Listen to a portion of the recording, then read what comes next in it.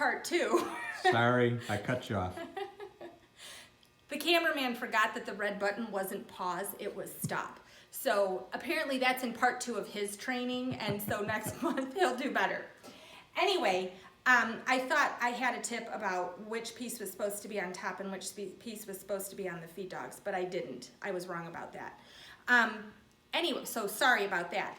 But anyway, so when you are sewing together 2 things on the bias, the first thing you want to do is pin. So you've got it held together. The pins will help stabilize it a little bit. The second thing you want to do is put it under your feed dogs, and you just want the feed dogs to do the work. It's very hard. You got to get it nice and straight. Luckily, these are short little pieces. And you don't want to pull, because if it's under the feed dogs and you pull, you're going to warp it. So you just want to let it go as much as you can. If it gets really off course and really crooked, actually take your foot off your foot pedal and stop sewing. Leave your needle down, your presser foot up, and just move the pieces underneath on the machine instead of trying to yank and pull and tug on your pieces as they're going through your machine. So that's the best hint I have for that.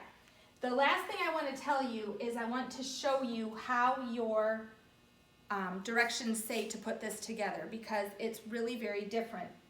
These are the pieces that, also there is a typo in your pattern this month. You are supposed to cut 2 pieces instead of 1, and we have made that correction on all of your patterns, but I just want to remind you of that. When you go to sew these 2 pieces together, you're going to have, you're basically doing a pieced half square triangle here. You'll notice that the pieces aren't the same size. The piece that you've already sewn together is larger than the piece you're going to sew it onto. So what they tell you to do is fold it in half so that your long edge, you find the middle, and you can either finger press, which just means squeeze your fabric really hard so that you get a kind of a wrinkle in it, so you won't be able to see it for long, just for now, or you can mark it with a friction pen. And then you're going to lay that piece on the diagonal that you've sewn here. So you're going to match up the middle part you just found and finger pressed on here. And then you're going to run this through your machine using the same techniques I just described, because again, these are both bias edges.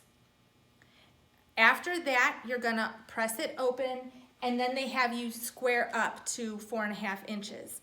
Now, this is a point where squaring up is really, really useful, because if you've sewn like this at all and you open it up, you're going to have a distortion. So the squaring up is going to account for the fact that you are learning new things and skill building as you go.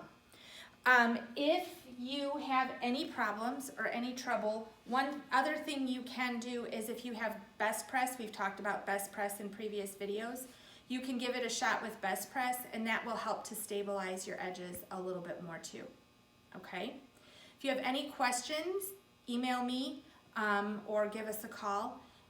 It's Megan@bquilting.com, and Megan is MEGHANN. If you have learned something in this video, go ahead and email these 2 videos, that's right.